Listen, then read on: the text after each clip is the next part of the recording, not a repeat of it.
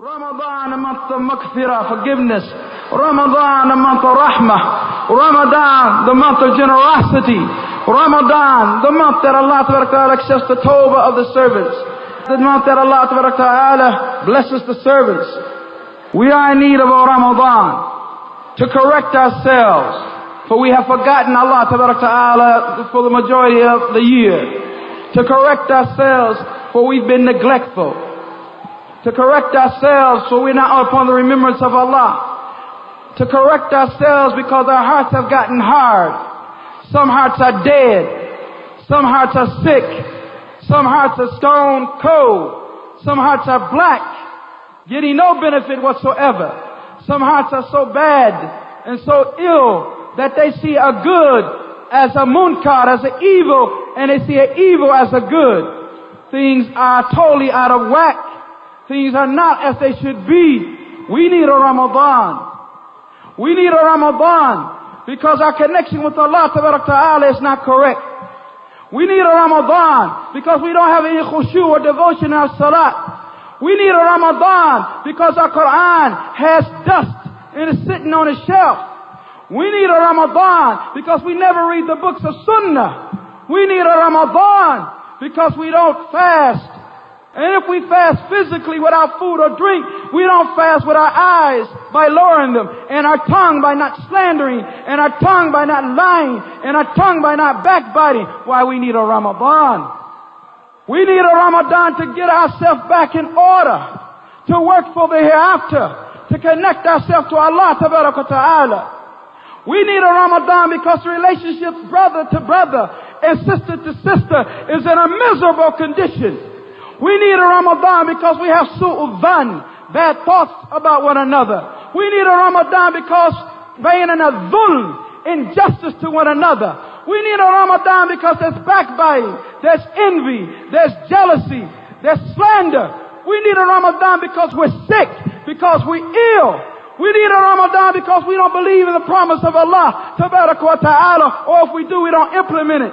We need a Ramadan because it's time for us to change and become something better than we are now. We need a Ramadan because that's the only thing that's going to get us together. We need a Ramadan because we don't have unity. There's no brotherhood. We need a Ramadan because there's no respect for elders. We need a Ramadan because there's no respect for experience. We need a Ramadan because there's no real love between us. We need a Ramadan. A Ramadan full of love and the mercy of Allah Ta'ala.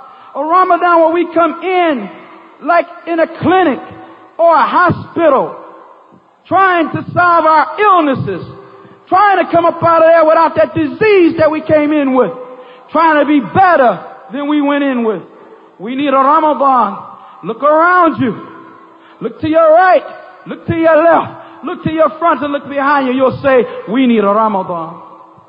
The sisters aren't covering properly. We need a Ramadan. Brothers and sisters are mixing. We need a Ramadan. Talking on phones and on internet. We need a Ramadan. We need a Ramadan. This is a mess. We're in a fix. We're in a bind. It's a problem.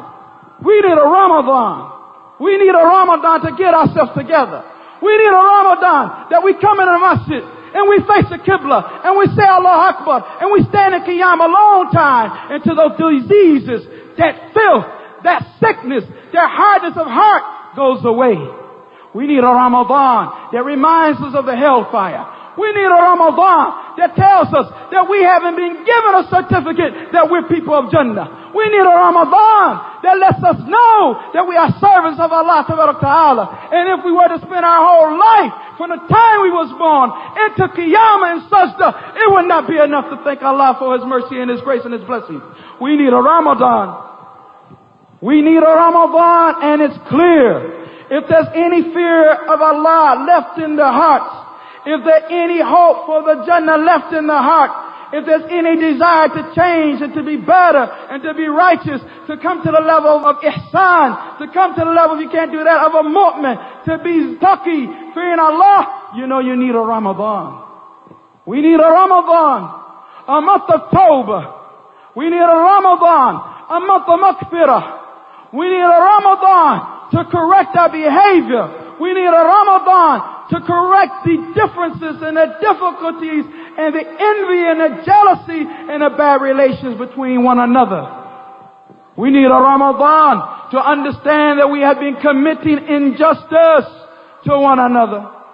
And that the Prophet sallallahu alaihi wasallam said, "Al-dhulm," injustice, "dhulumat yawm al-qiyamah," will be changed physically into darknesses on the day of judgment.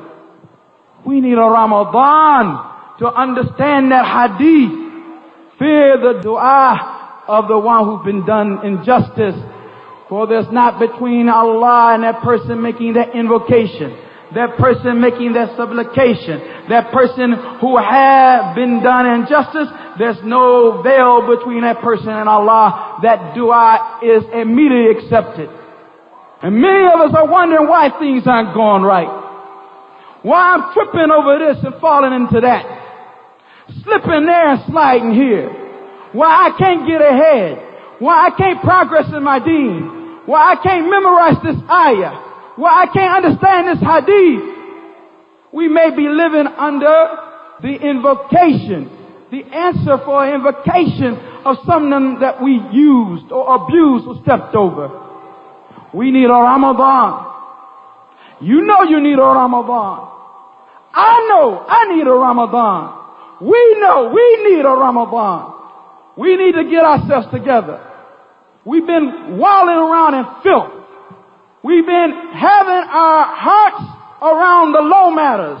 We need for our hearts to be around the throne of Allah. We need to think about the high matters, the high goals. We need to think about a Jannah. We need to hope for a Jannah. You're planning for marriage.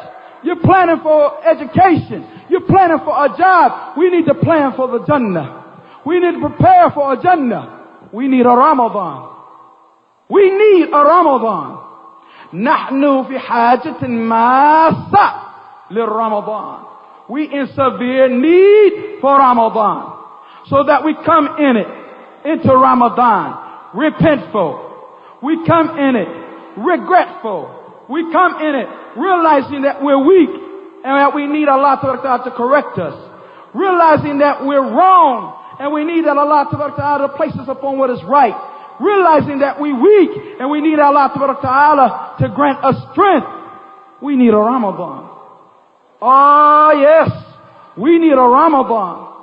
We need nights of qiyam. We need dua and sujood. We need the nights of Ramadan. We need tilawah of Quran. We need a Ramadan. When the last time have we listened to Quran? We need a Ramadan. When the last time we recited Quran? We need a Ramadan. When the last time we studied Quran? We need a Ramadan. When the last time we implemented Quran? We need a Ramadan. We need a Ramadan. And this Ramadan may be our final, as one brother spoke. What is the guarantee that this is not our final Ramadan? We have to come in it seriously. And we want to come out of it much better than we came in it. We want to come out of Ramadan with taqwa. Because that's the main reason why it was legislated. Oh, you believe fasting has been written upon you as it was for those before you. So that what? You may gain taqwa. Fear of Allah. If we had taqwa, our condition would be better than it is now. If we had taqwa, our relationships would be smoother. If we had taqwa, father to son who was Muslim, sister to brother who was Muslim, uncle, aunt to niece or nephew who's Muslim, husband or wife that are Muslims, the relationship will be better if it's based upon taqwa. And we can achieve taqwa through the month of Ramadan. I don't believe that our hearts are that hard. I don't believe that we can't change.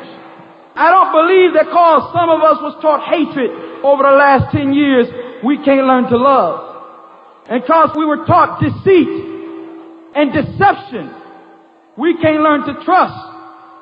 I don't believe it. I don't believe that many of those brothers who have left circumstances physically but have the teachings and the behavior that they had while they was up there, that they can't change. That just as they physically remove their bodies from a fitna, and physically remove their bodies from a mistake, physically remove their body from foolishness, that their hearts have to follow. Bi-idhnillahi ta'ala, their hearts have to follow. We need a Ramadan. We need a Ramadan to be as the Prophet sallallahu alaihi wasallam was. That he was the most generous. He was generous in general, and he was more general in the month of Ramadan. It's like a wind, spending, giving to his right, giving to his left, giving in front of him, giving behind him, giving. Anyone came to him, he gave. He gave without them asking. We need a Ramadan. We need to inculcate these qualities. We need to control our desires. We need to control our tongue. We need to control our limbs. We need to learn self-discipline. We need to learn control. We need to control our tongues. We need to control our anger. We need a Ramadan. And how we come in that Ramadan so that it doesn't become something of habit, something that's just tradition, something that we go in and we're more despicable, just as despicable as we were when we went in. We have to change. We have to change. We have to change our condition. We have to change our connection with Allah Ta'ala. For how light is the people in the view of Allah when they disobey Him. This is what was said by one of the Sahaba when Persia fell to the Muslims. And he had the crown of the Persian king in his hand. And all of their people who was part of the court of the Persian rulers. And everyone around was being led as prisoners of war. He looked at them and he cried. He said, how light they are.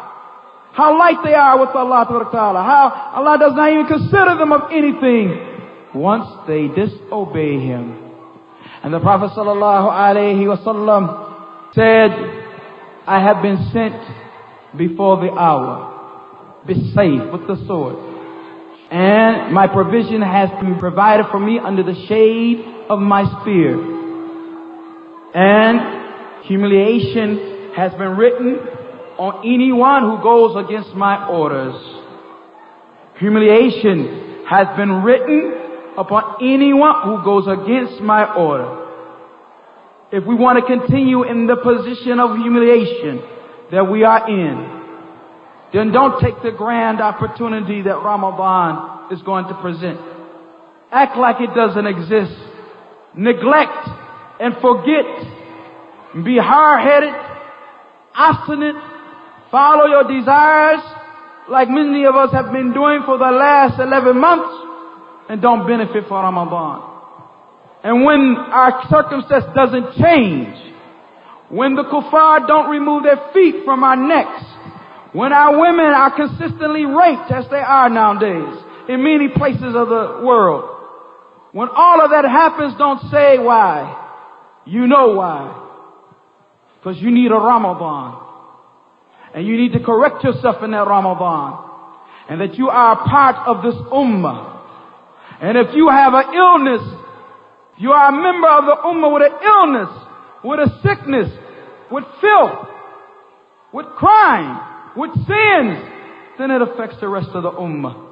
Just as if your body, if you had an illness in your finger or your toe, affects the rest of your body. And it doesn't have to be said to you that the Prophet ﷺ said that the believers are like jasadin wahid, one body. One body.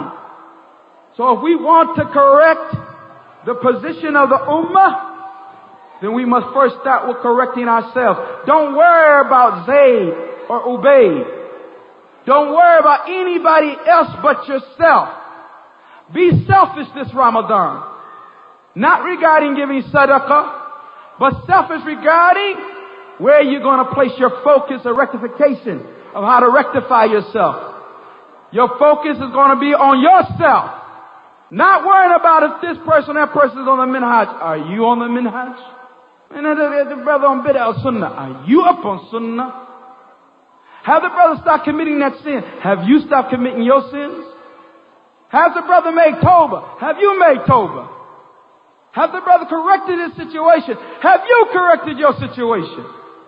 Worry about yourself.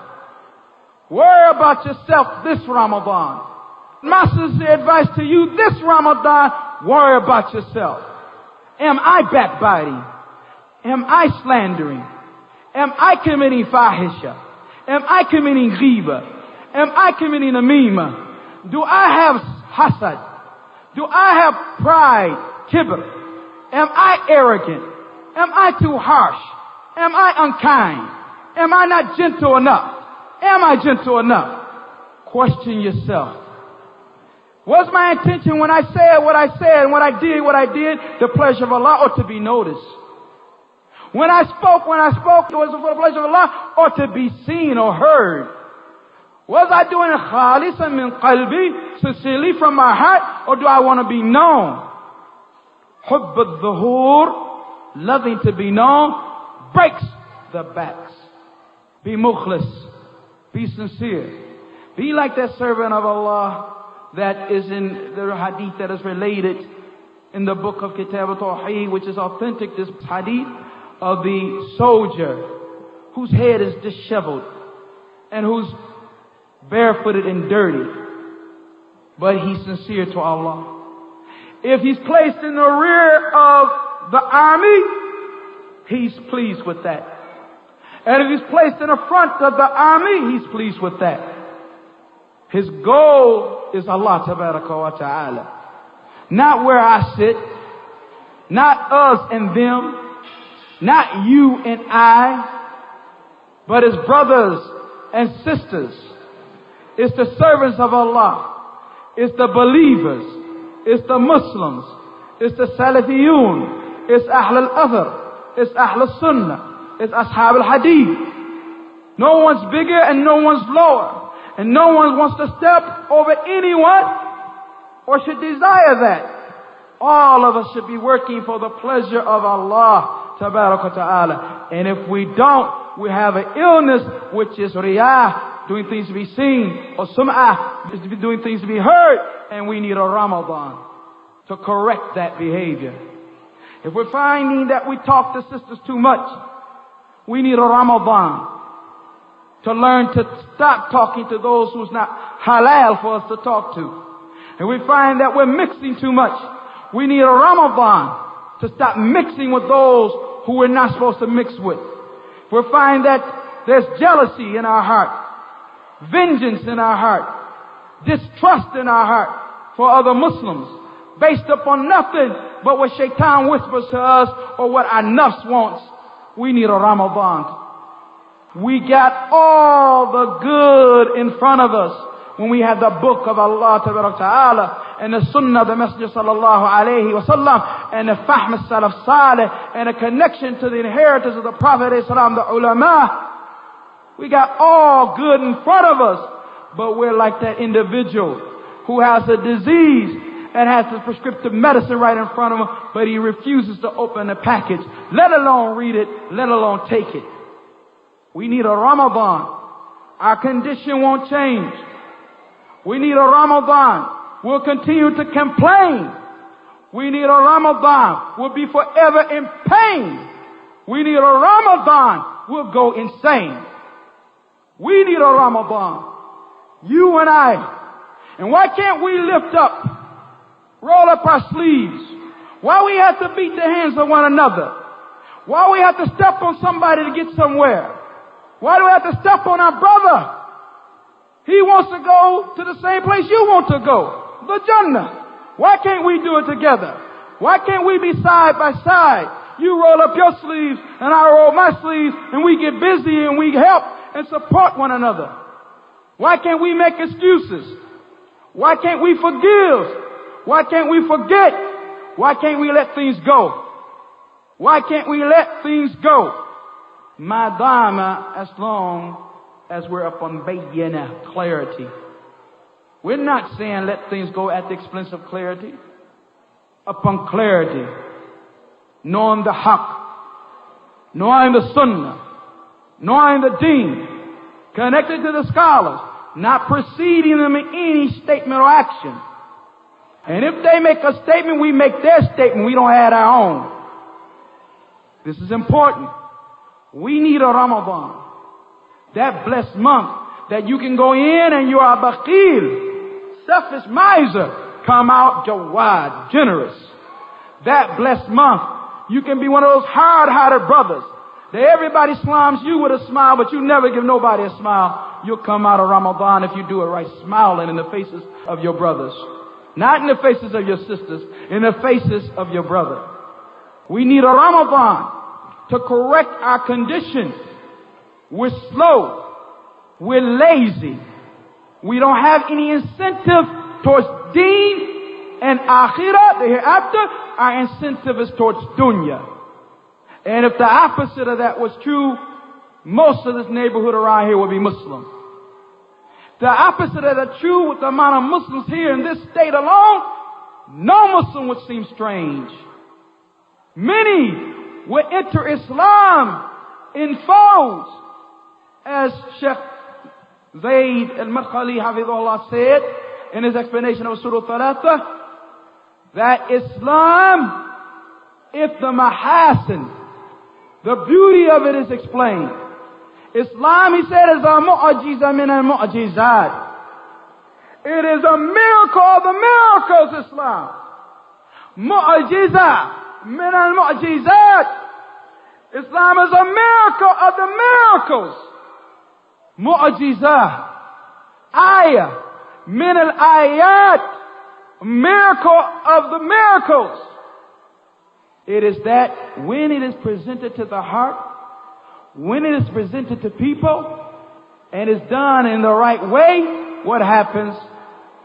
They enter Islam afwajan, in the multitudes. In the multitudes. He said if one of us has a business and we want to advertise, he said very few would not advertise at all, say I have a business, but I'm going to be silent. His business won't be successful.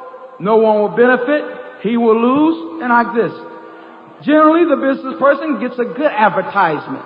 He may use the print media. He may use the radio, audio media. He may use television, whatever, to get his advertisement, his da'wah, his call out, so that the people will come. And he mentions it in the most beautiful way. And it has the most beautiful of expressions. This is what he does. The Sheikh said, if we were to do that with Islam, if we were to do that with Islam, show its beauty, explain its mahasin, its beauty, it is the natural fitrah of the person, unless his fitrah has been polluted, that he wants Islam. He wants to know why he's here upon earth. He wants to know his Creator. He wants to have a connection with his Creator. He wants to know the purpose of his existence. For who will explain it to him or her? Who will tell them? Who will open up those hearts? It's supposed to be us. Those of us who can't express ourselves. What about our action? If the person sees you're truthful, why are you truthful? Because Islam teaches truth, that you must be truthful. And that is a high martaba, being truthful. A siddiqiyya, or being min a siddiqeen, is the only martaba, the only level that's after the prophets. First level that's after the prophets, rather. Closest to the prophet's station is those who are the siddiqeen, the most truthful. So you be truthful because of that. You keep your word because of that. You are gentle. You are nice. You have good behavior. You have good etiquette. You have good deportment. They come to Islam. They come to Islam afwajan, brothers. So if you don't see them doing it, it's because we're not doing what we're supposed to do. If we were doing what we were supposed to do, we would probably have to have this type of fundraiser at one of those football stadiums. If we were doing what we were supposed to do, the people would hear Islam upon the radio. They would see articles written in the papers regularly. They would see good behavior.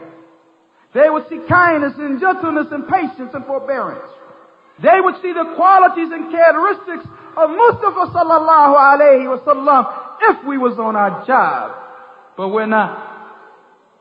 We're not. Not the male or the female. Not father or mother or child. We're not on what we're supposed to be upon. We're not on what we're supposed to be doing. We need a Ramadan. We need a Ramadan to clarify our situation.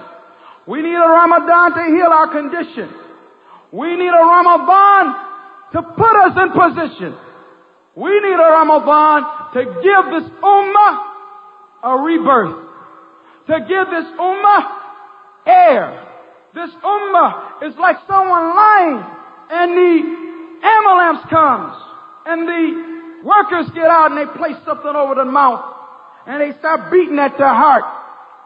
We need to understand that we don't sit here in Newark, New Jersey, but we're global.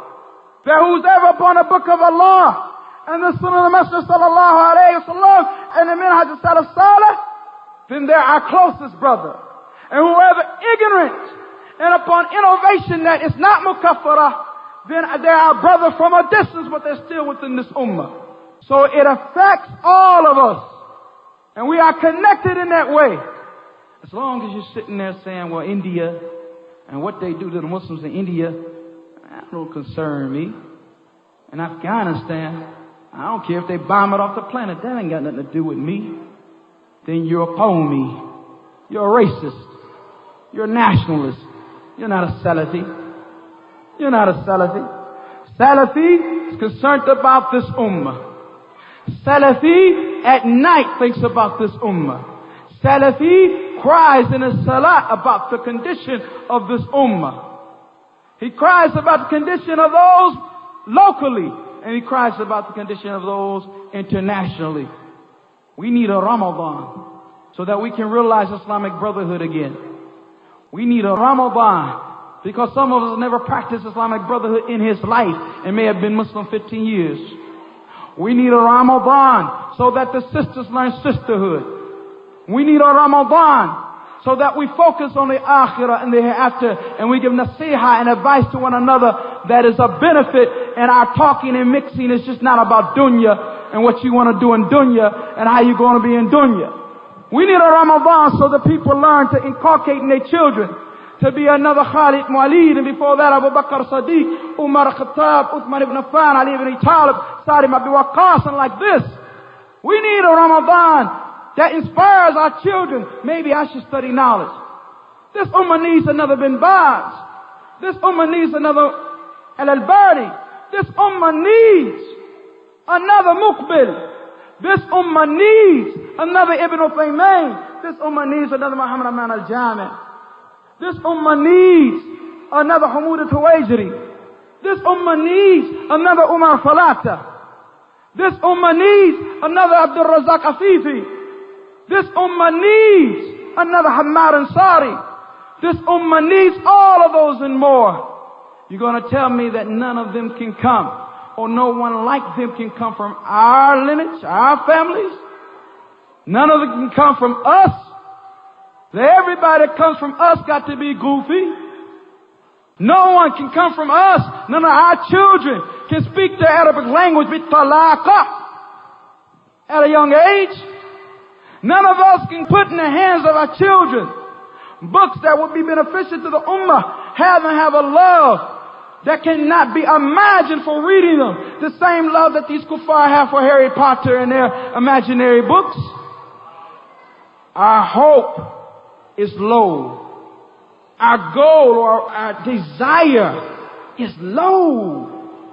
We low. We're supposed to have high goals. We're supposed to be looking at Abdullah, Abdul Rahman of our children saying, you might be Sheikh Nasser for this ummah. We're supposed to say, I'm listening to Hudayfi and Sudais and Shuraim, but that could be you leading the salat in the haram. We're supposed to have high goals. But until we brush off the dust, the foolishness of the jahiliyyah, the hastiness of youth, and that doesn't have to do with age.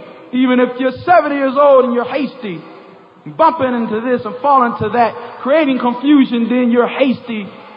The hastiness of youth, The bad characteristics that we have, we got to get rid of them.